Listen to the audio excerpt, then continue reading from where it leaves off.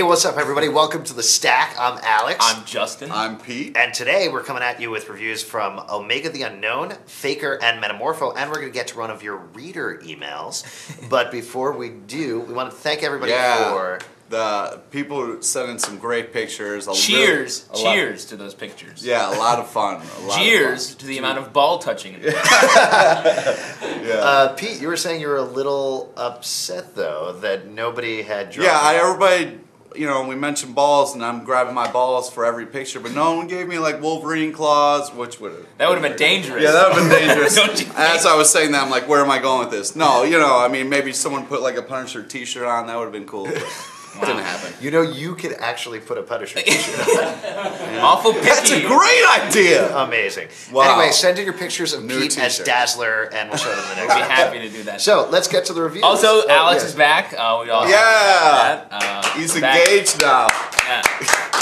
Engaged, right? Not he's gay. Yeah, I thought you said he's a gay now. No, which no, is I poorly, said which is engaged. poorly Also phrased. totally Why cool. did you think I said you were gay now? I don't know. Let's talk about the comic. All right, first issue we're going to talk about is the long-awaited Omega the Unknown by Jonathan Lethem. This has been stewing around for a really long time. They announced it at least a year ago. Yeah. And, you know, Jonathan Lethem is a pretty famous, well-regarded, well-reviewed novelist, so this is kind of a big deal for Marvel. How'd you guys feel about the issue? I thought it was a lot of fun. I didn't like the font at first, but you get more picky every time I talk to you. I really liked the drawing, and I thought the story was a lot of fun. I really liked how they did it. I thought the letter R in here was just way over here. It was ridiculous. Well, for me, it was like the stem that comes out of the R. It was like it was poking in my eye the whole time. It was like, why don't you just go ahead and kill my mom? You know what I'm talking about? Wow, you know what I'm talking about? It's kind of, it throws you in without really any information. Mm-hmm. So that's cool as long as they, you know, get to it. You know, as a novelist, I feel like he's, you know, in the novel form, you can take your time with stuff. Hopefully he'll be able to do that in the comic book form as well. Yeah. Have either of you read any Omega the Unknown stuff before this? No. Nope. I know very little about the character. Well, I don't think there's been much written since the olden days. Right. The dark times. Back in 1492 when Columbus sailed the ocean blue. Yeah. Wow. It's great. The art is fantastic. I love actually. The art is wonderful. I love Mr. Dalrymple. Feral Dalrymples. There's a lot of fun reveals in this that kind of like, a good way of telling things without... like your parents are robots. Yeah. Right. Or you could just spoil the whole It's time. it's very interesting reveals, very interesting plot. Yeah. It certainly, I think, will make a lot more sense over the course of 10 issues than, say, it does in one, but it's well worth picking up. Very great first issue. Right now, it's truly unknown. I would say it's truly Omega. I don't know what that means. Anyway, letter R fans, skip it. For everybody else, pick it up. Let's move on and talk about Metamorpho, Year 1, first issue here from DC. This sucks. There's been a lot of talk about this. Like, what's it going to be like? Everyone's so excited about it. And I just think Dan Jurgens, I don't know. I don't really like him. Dan Jerkins. Yeah, right. Woo! Dan Jerkins us around. I just high-fived the screen. Yeah, nice. That was great. Everyone at home. Thanks for recapping, because I didn't see it. If you want, just like smack your computer screen on the count of 3. Ready? 1, 2, 3. And now you can't watch the show anymore. Uh-oh. All those crystals are messed up. Yeah. The whole point of Year 1 is you take the characters back to when they were their origin story. Am I right? Oh, that's a Actually, I think you're wrong, and that is my essential problem with what they're doing with Year 1 right now, both with this and Green Arrow. Whoa. Batman Year 1, I think they're both, you know, they're fine stories. It's fine to retell origins. Batman Year 1 was not exactly about Batman's origin. Right. You know, there were certain elements. First year. Exactly. It was his first year. Hence the title, Year 1. Exactly. It's not day 1, it's year 1. Yeah. And it shows stories that you haven't really seen before.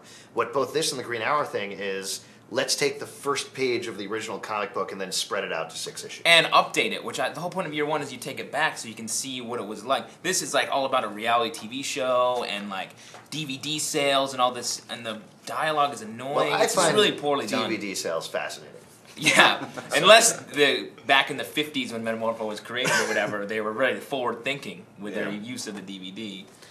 The whole thing really doesn't work very well at all. It does one of the things that drives me crazy, which is like, They have an episode of a television program, but it's literally one thing happens in the television program. It's like, we opened a treasure chest, and then everybody says, wow, that was a great episode. And if it was actually on TV, it would be a 1-minute episode of a television program. That's it. I never liked picky, Metamorpho, and I thought, oh, maybe... He could be anything. Yeah, thank you. So I thought, hey, maybe this would be a good chance to get on board, and maybe I'll begin to like him, but I still don't. I do think this is drawn really well. I really like the way this is drawn, and I Great like font work, like all Yes, that. yes. The R's were... I'm a big fan of the always being able to tell the bad guy by the dark circles underneath these Well, eyes. it's because they don't sleep because they're so They're worried about tired, being evil. Yeah. Well, I like the use of that. Great. Evil You look space. pretty tired, Pete. Kind of What do you- evil. I don't on know, that. just like a Come on. lot of bags under your eyes. Yeah, and like just a darkness, a pale. Well, you've been gone for a while now, and it's been tough. Okay, All right. when we come back, we are going to have a review of Faker, and we're going to go to one of your emails, so stay tuned. What's wrong with you? I just can't get this blog to turn out right. Are you crying? No. There's no crying in blogging. I was once called an illiterate jackass and told to never write anything again for the rest of my life. And that was for a post that my parents stayed up all night just to read. And did I cry? No. No. And do you know why? No. Because there's no crying in blogging. There's no crying in blogging. No crying. It's not the best of the sports movies, it's the best of the sports blogs. LeechBloggers.com. Welcome back. Yeah, as Pete said, or should I say Dark Pete. That's the most evil Pete can be, right? I would think actually if there was a Dark Pete, you would have shaved your goatee. Yeah. Oh, interesting. I think I would grow it out in a kind of like that. And wear a top hat and a Would you shave your goatee? No. Okay, let's. Does everyone want Pete to shave his goatee? Anybody? Just say yes through the Yeah. camera. You What's can do that, right? camera people? No. Next week we should shave it live on the show. Okay, what I want you guys to do This is getting take weird. a razor, go up to your computer screen, and shave Pete as hard as you can on the computer screen. Yeah. All right, Faker. This is issue 4 of Faker, the series by Mike Carey with art by Jock. Man, what a great name. It is a pretty awesome name, except he used to beat me up in high school, so that's going on. I'm sorry. was that we busy. You lived love that. this issue, right? Yeah. Mike Carey's great. I enjoy his stuff. This is the first one I've read. I feel like it was a good jumping on point. It was a lot of fun, and I was like, but I was blown away by it. I was really enjoyed. Mike Carey seems to have an evil version of himself, the one that does like X-Men, who can't really keep it together. Yeah. When in his independent stuff, really fantastic. I like this issue Yeah. of Faker as well.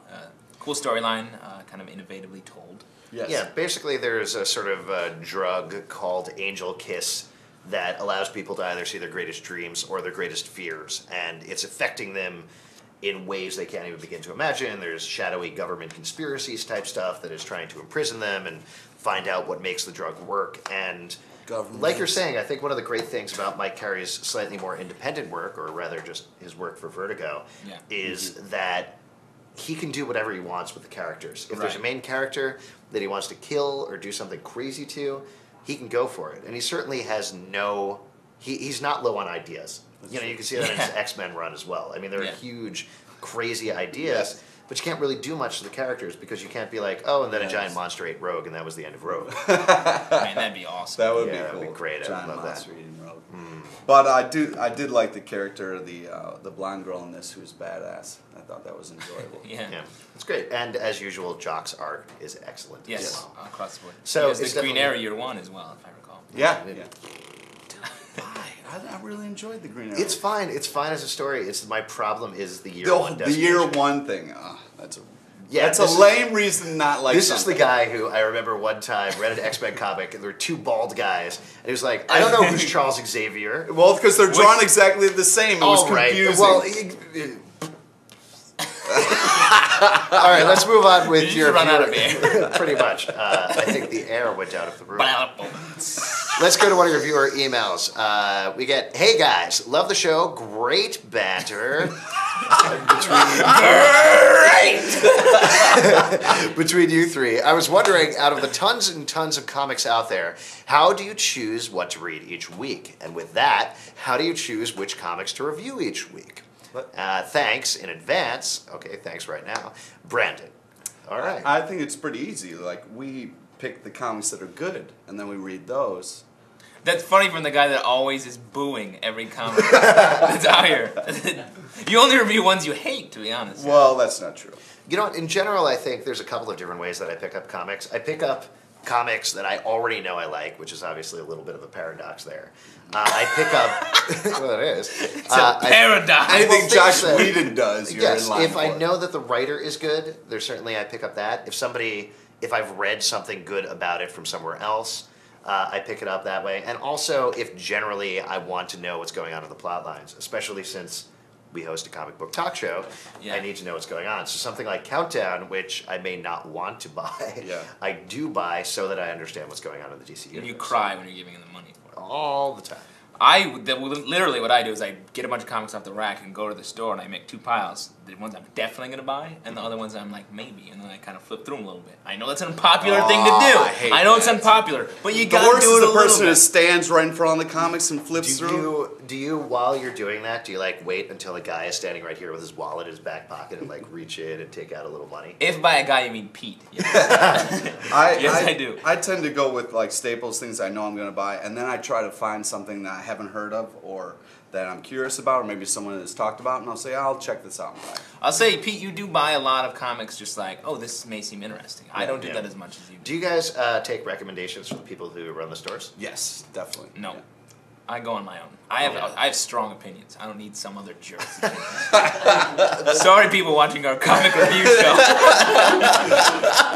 I'm kind of the same way. Just that being said, I do think if you don't read a ton other than, say, watching the stuff on Pulp Secret, watching our show, definitely ask the people who work at the stores. They're not really going to steer you wrong, I think, Yeah. most of the time. It's kind of like choosing a wine. They say, "Oh, what do you like?" And then you get comparable, and then Yeah. give Or, you some- or like a burger. Like this. or a burger, All right. Well, wine High can- class Pete. Wow.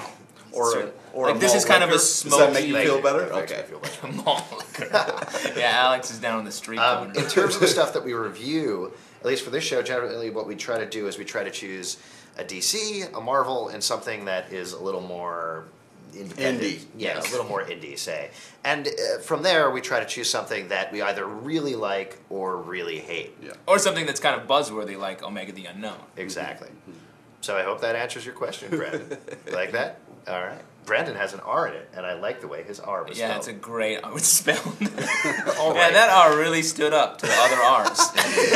If you have a question like Brandon, send it into tips@pulpsecret.com. Or a different question. We answer that. If you want the exact same question as Brandon answered on the show, we're going to do it every single week for the next 5 weeks. Yeah. So send it in to tips@pulpsecret.com or give us a call at 888-841-7549. New number. Very exciting. We made 1-800 Also, status. you can send a response on YouTube. You can upload a video response, and if you upload a video response there, we will probably play it in the show. Probably. Probably. We Okay, should great. start. Maybe we should start some sort of comic book club where we could all talk about different books, like in a setting like That's a that. horrible idea.